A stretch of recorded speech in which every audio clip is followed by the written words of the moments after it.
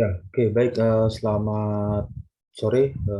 Pada minggu ini kita ketemu lagi untuk mata kuliah perpindahan kalor dan massa. Apa saja yang akan kita ceritakan atau yang akan kita bahas di pertemuan eh, minggu ini? Jadi pada dasarnya proses perpindahan massa atau proses perpindahan kalor dan massa ini umumnya terjadi secara perpindahan panas secara konveksi, kemudian perpindahan panas secara konduksi dan radiasi. Kemudian nanti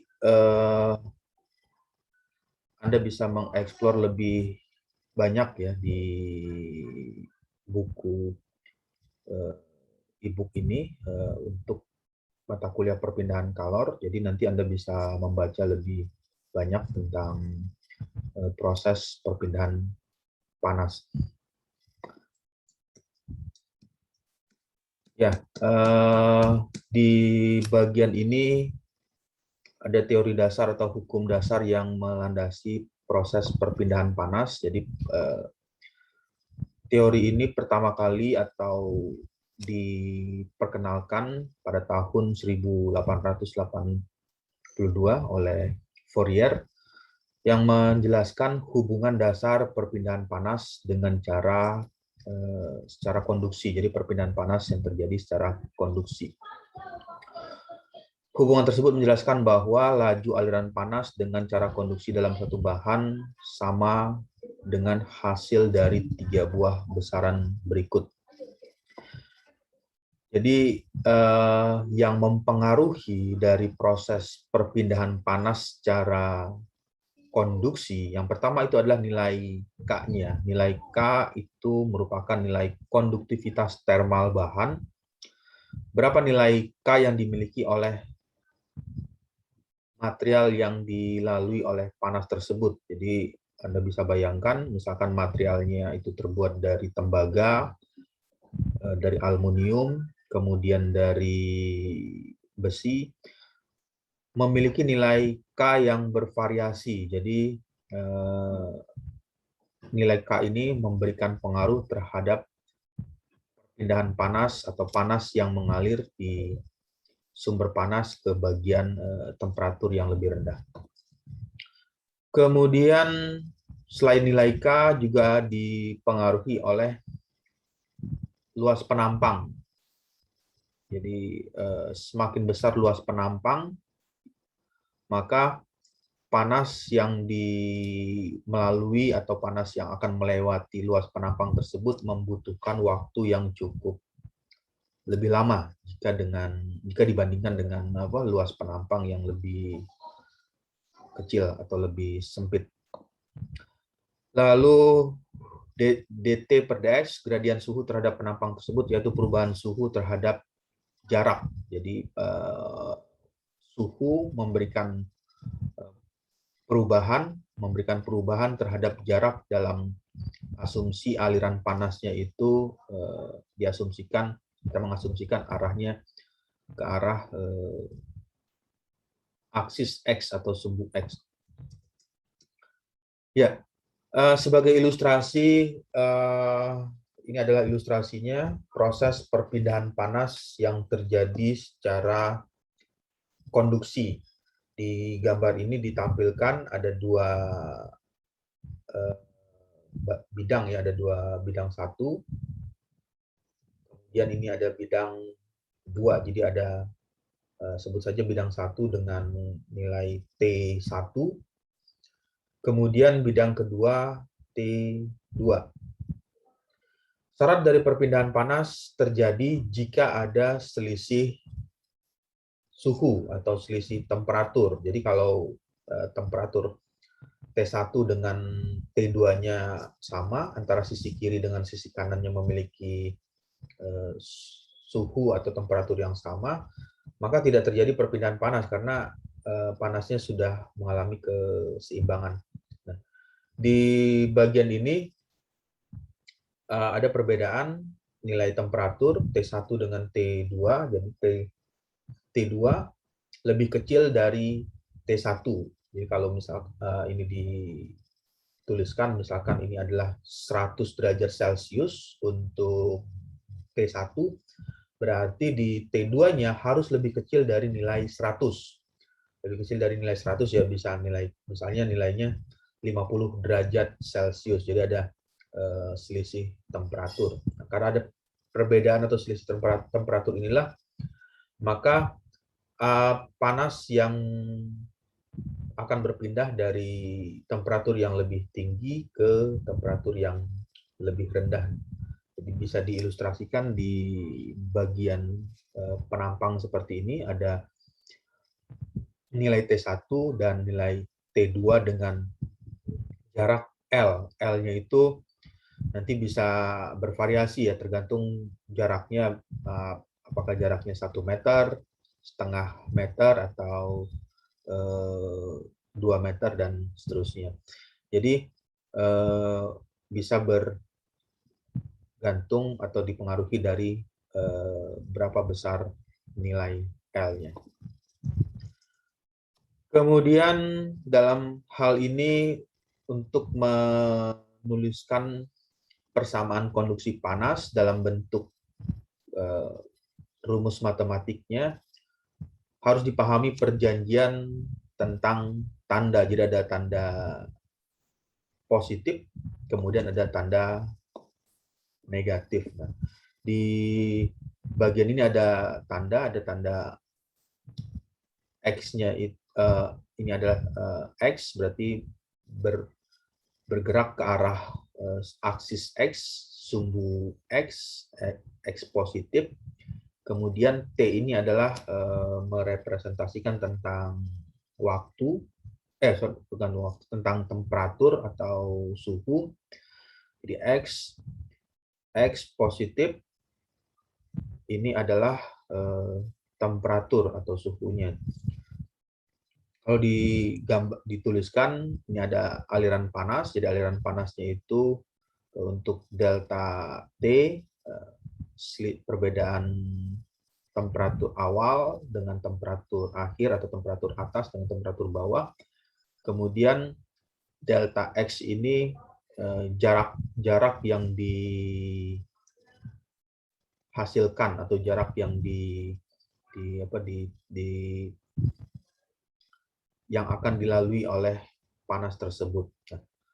Jadi ada perbedaan arah ya, kalau diperhatikan arahnya dari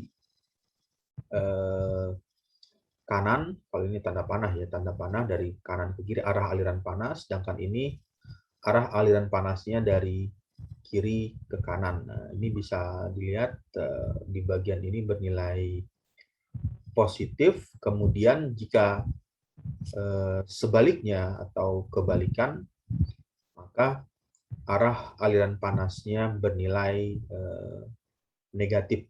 Jadi ini menjelaskan tentang, memberikan arti bahwa nilai negatif positif ini bisa dimaknai sebagai arah aliran panas yang mengalir tersebut. Oke, sebagai kelanjutan dari bagian materi ini adalah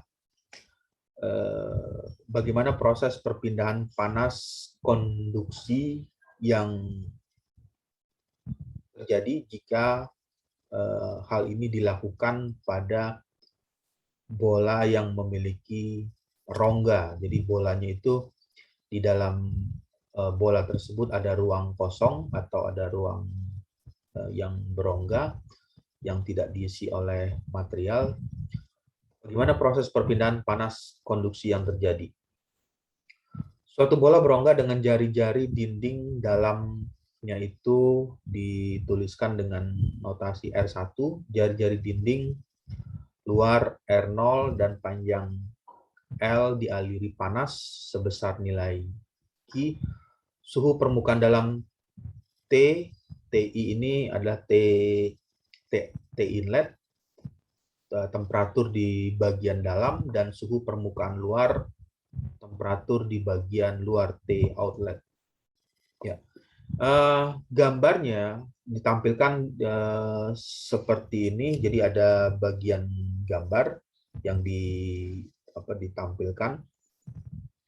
Ini kalau dihitung R1 itu dari titik pusat, dari pusat bola rongga, nilainya adalah R1, R inlet, jari-jari bagian dalam, kemudian R0 atau radius outletnya, outlet dari bola yang berongga tersebut dihitung dari titik bagian tengah ke bagian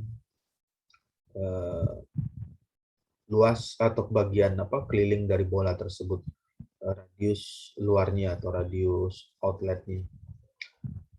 Lalu temperatur, ada temperatur di bagian dalam, temperatur bagian dalam dari bola berongga, dan temperatur di bagian luar dari bola berongga tersebut.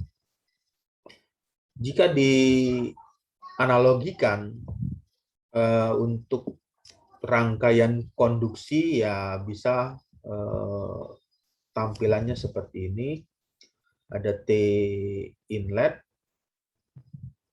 temperatur masuk, kemudian temperatur keluar, T outlet, kemudian R ini bernilai Q-nya adalah arah aliran panas, nilai Q atau nilai perpindahan panas yang mengalir dari T1, T inlet menuju ke T outlet.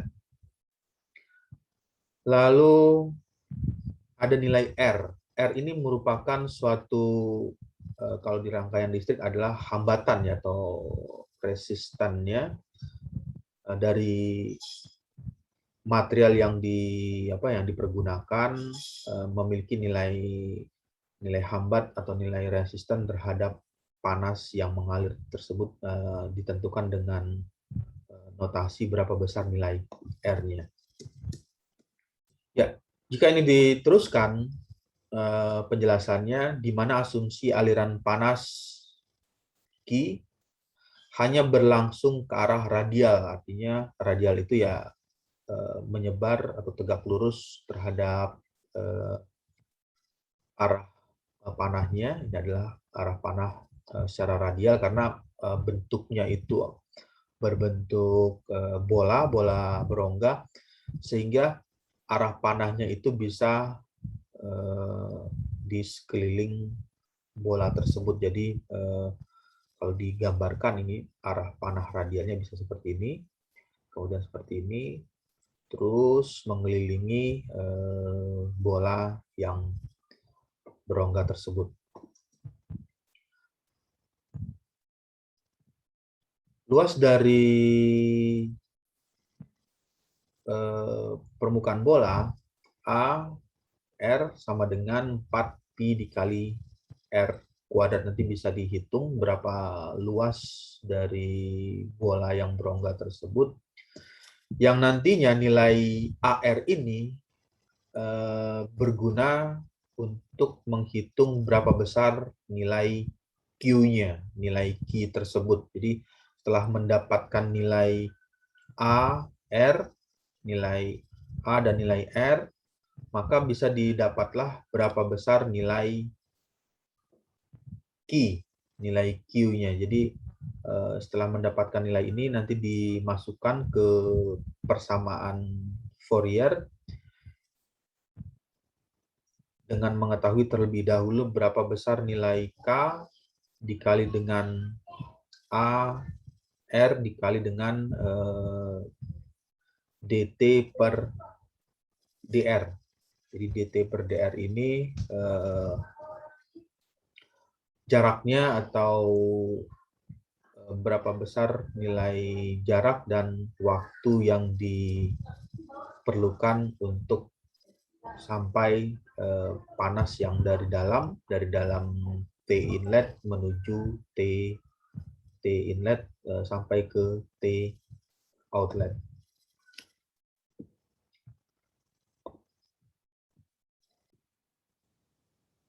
Ya, oke, kita lanjut lagi.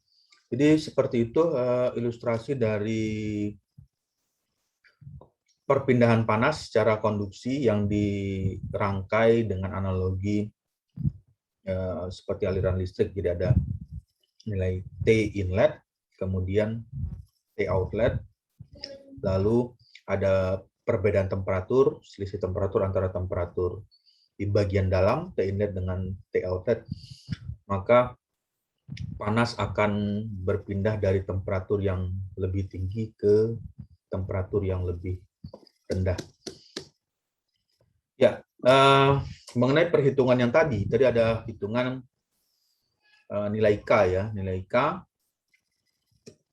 ini nilai K tersebut bahan yang mempunyai konduktivitas termal yang tinggi dinamakan konduktor, sedangkan bahan yang konduktivitas termal rendah disebut sebagai isolator. Nah, ini tabel yang menceritakan mengenai nilai K tersebut. Jadi ada beberapa material seperti diamond, silver, copper, gold, aluminium, iron, mercury, dan seterusnya memiliki nilai K yang bervariasi. Yang paling tinggi nilai K-nya itu ada di diamond, nilainya 2300. Jadi semakin tinggi nilai K, maka kalau secara hitungan, berarti kalau nilai K-nya itu semakin besar, nilai K-nya tinggi, maka kalau dihitung ya hasil nilai Q-nya atau nilai kalor yang berpindah itu semakin cepat atau semakin lebih besar lagi atau semakin lebih cepat lagi nilai Q, nilai kalor yang berpindah dari temperatur inlet, dari temperatur bagian dalam ke temperatur bagian keluar, atau dari ilustrasi ini dari dinding dalam ke dinding bagian luar, itu akan semakin lebih besar nilai Q-nya. Jika nilai K yang dipergunakan memiliki nilai yang tinggi.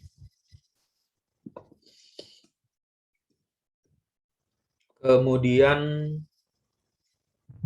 selanjutnya mengenai masih berhubungan dengan bola tadi, dari hukum teori Fourier bisa dituliskan K dikali dengan A dikali R. R itu merupakan luas permukaan dari bola tersebut atau luas permukaan dari dinding bola tersebut dapat dihitung dengan menggunakan teori ini, teori Fourier, dengan nilai Q dikali Q sama dengan K dikali dengan A. A itu adalah luas bola berongga dikali dengan dt per dr. Ya, ilustrasinya bagaimana menuliskan BC, boundary condition. R sama dengan R inlet. R itu adalah jari-jari atau radius. Jadi di bagian ini adalah radius dalam, R inlet, kemudian ini adalah R outlet, radius bagian luar. T temperatur bagian dalam, dan ini adalah T temperatur bagian luar, T outlet.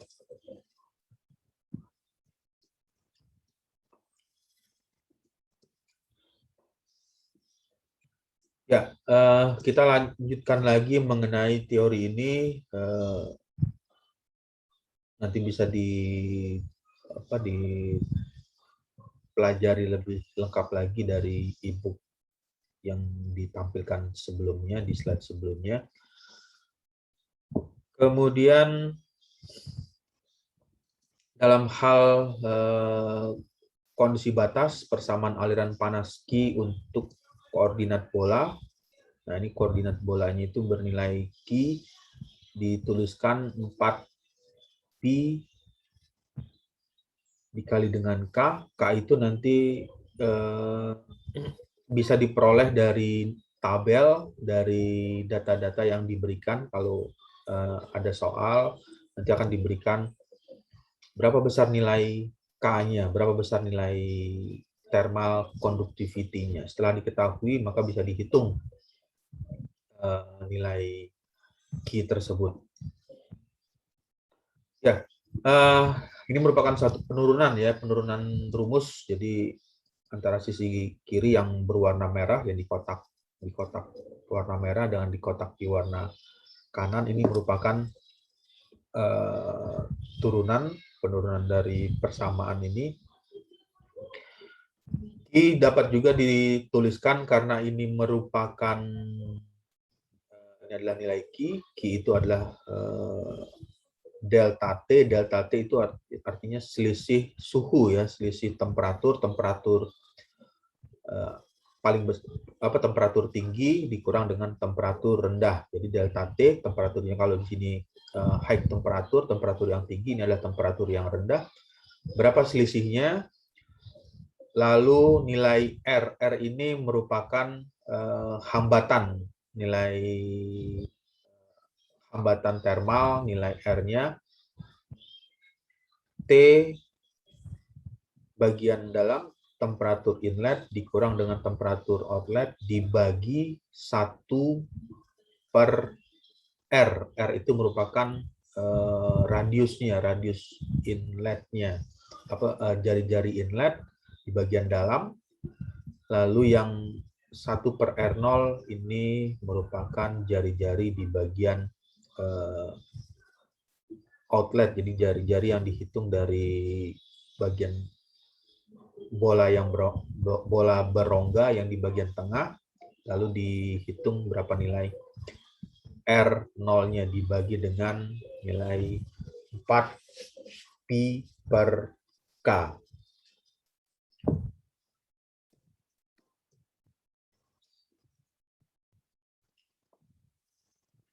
Ya, kita lanjut lagi di bagian selanjutnya, masih berhubungan dengan bola yang berongga dengan kondisi batas di atas yang sudah ditentukan. Tadi ada nilai T inlet, kemudian ada T outlet, kemudian ada nilai jari-jari bagian dalam, R inlet, R outlet.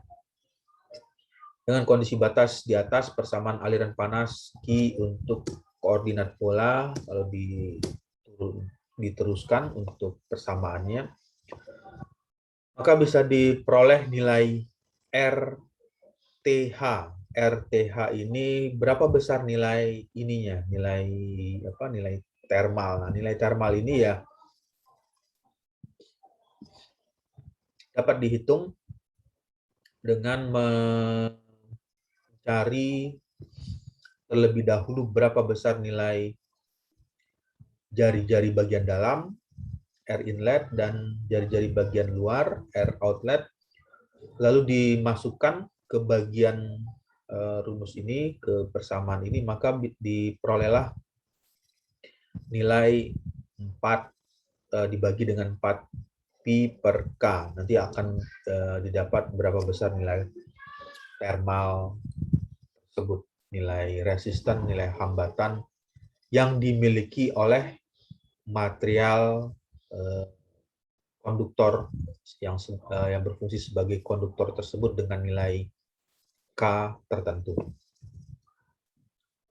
Oke, itu tadi adalah ilustrasi yang sederhana ya untuk bola berongga. Tapi bagaimana jika bola ini memiliki variasi lapisan? Nah, ini cukup panjang ya penghitungannya. Bola berongga tapi berlapis-lapis. Di bagian awal bolanya masih memiliki rongga, lalu di bagian R2 sudah ada lapisan padat, kemudian di R3 sudah ada lapisan, Kemudian di bagian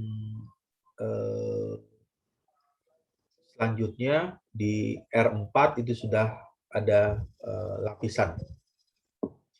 Tetapi yang di bagian sini memiliki variasi yang berbeda-beda. Misalkan untuk bagian R2, jari-jari dari titik pusat ke bagian ini R2 memiliki nilai K1. K1 bisa saja berbeda dengan nilai K2 dan bisa saja berbeda dengan nilai K3 untuk nilai thermal conductivity-nya. Nah, karena ini cukup panjang ya, jadi ya kita bisa mempelajari atau mengembangkan dari teori yang sebelumnya hanya menggunakan satu lapisan. Jadi nilai K-nya hanya bernilai 1. Untuk bola berongga, ini ada bola berongga, kemudian di bagian dalamnya itu ada ruang kosong, sehingga di bagian ini adalah rongganya. Lalu dikembangkan menjadi bola berongga yang memiliki lapisan tertentu dengan nilai K yang bervariasi. Suatu bola yang suhu permukaannya relatif tinggi dapat diisolasi dengan beberapa macam bahan tertentu seperti ini digambarkan. T1 dengan T2 berarti ada selisih suhu. Jadi yang perlu diperhatikan ketika perpindahan panas ini terjadi, nilai temperatur antara T1, T2, T3, dan T4 harus memiliki nilai suhu yang berbeda, suhu atau temperatur yang berbeda.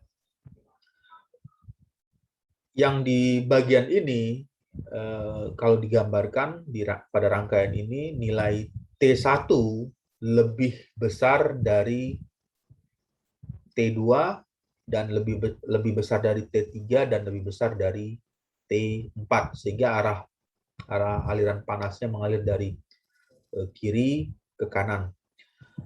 R1 merupakan resistensi atau hambatan yang diterima oleh konduktor T1, T2, gambarnya di bagian ini ada T1, T2, ini ada T1, dan ini ada titik T1, T2, T1, T2. Berarti berapa besar nilai K-nya? K-nya di bagian ini dituliskan nilai K1, nilai hambatan untuk nilai K1-nya.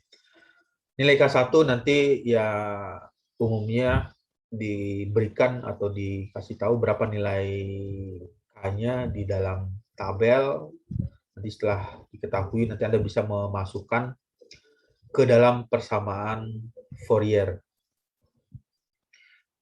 Oke, R1, R2, R3, proses penghitungannya ya sama dalam hal menghitung nilai resisten untuk nilai hambatan R1 tersebut. Ya, jika dilanjutkan, kita lanjutkan teorinya bola berongga yang memiliki lapisan. Di bagian ini dituliskan Q bisa dihitung delta T menyeluruh. Delta T menyeluruh itu artinya selisih antara temperatur awal T1 dengan T4. Jadi kalau ini adalah misalkan T1-nya itu temperaturnya itu 100 derajat Celcius, yang di bagian ini 40 derajat Celcius, ya berarti selisihnya 100 dengan 40, berarti selisihnya adalah 60 derajat Celcius. Kemudian R1 ditambah dengan R2 ditambah dengan R3. Berapa besar nilai resistannya untuk nilai R1, resistan untuk nilai R2, dan resistansi untuk nilai R3. Dijumlahkan nilainya, maka akan dapat nilai delta, nilai Q tersebut dengan memasukkan nilai delta T dibagi dengan penjumlahan R1 ditambah R2 dan R3.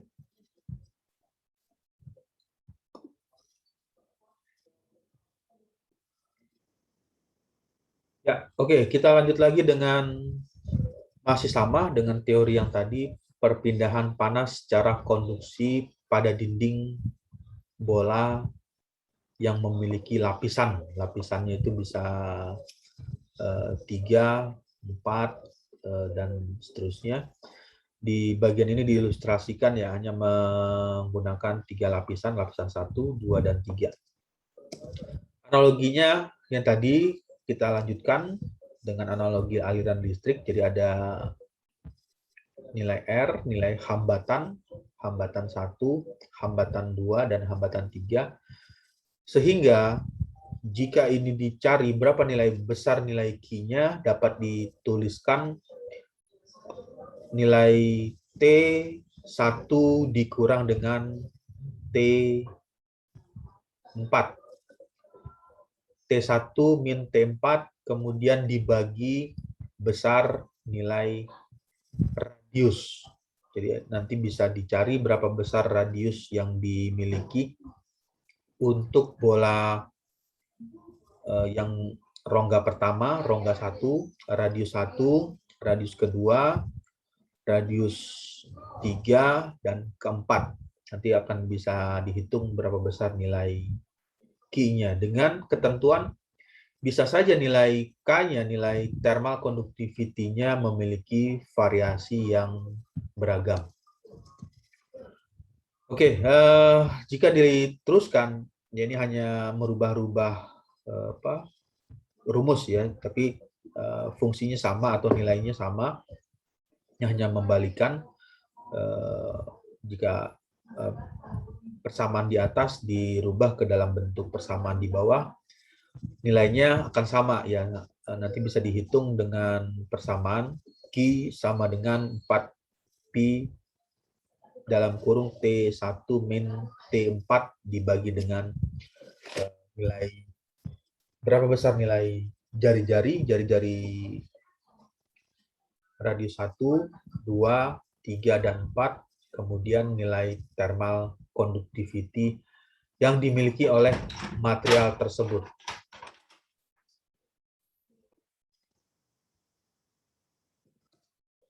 Ya, kita lanjut lagi teorinya. Ya, ini hanya ringkasan ya, ringkasan teori. Nanti bisa membaca lebih lengkap lagi dari buku e-book yang dikirimkan mengenai prinsip perpindahan panas konduksi yang terjadi pada rongga atau pada bola yang berongga dengan jumlah lapisannya lebih dari 1. Perpindahan panas akan mengalami keseimbangan jika nilai Q masuk, Q input sama dengan Q output. Jadi panas yang mengalir itu nanti dengan waktu yang sudah cukup lama, maka akan mengalami keseimbangan panas, akan mengalami keseimbangan temperaturnya.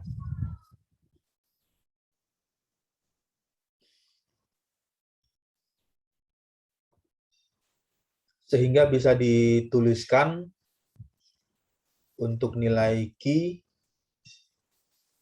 jika ini dihitung per lapis ya, per lapisan, jadi ada lapisan 1, lapisan 2, lapisan 3. Jadi bisa dihitung delta T. Delta T ini akan sama dengan nilai hambatan yang terjadi pada lapisan ke-1, lapisan kedua, dan lapisan ketiga. Nanti Anda bisa mencoba ya dari persamaan tersebut bahwa nilai Q-nya, nilai kalor itu akan sama dengan nilai lapisan yang dipergunakan pada bola berongga tersebut adalah lapisan 1, kedua, dan ketiga. Ya, di ini adalah bagian bawah ini yang berwarna kotak, yang berwarna merah ini, di kotak warna merah ini merupakan kelanjutan dari nilai Q, nilai kalor yang dituliskan T1 min T4 dibagi dengan sigma RTH. Maka rumus yang dipergunakan bernilai atau dituliskan dengan notasi seperti ini. Nanti Anda bisa melakukan pengujian ya, atau melakukan cross check bahwa Q masuk, Q input itu harus sama dengan Q output. Jadi panas yang mengalir di lapisan 1 dengan panas yang mengalir di lapisan 1 dengan di lapisan 2 dan lapisan 3 itu memiliki nilai yang sama, nilai yang sama 1, 2, dan 3. Lalu jika dihitung secara keseluruhan dari T1 ke T4 dari temperatur masuk ke temperatur keluar, maka nilainya akan memiliki nilai yang sama, nilai Q atau nilai kalor yang berpindah tersebut.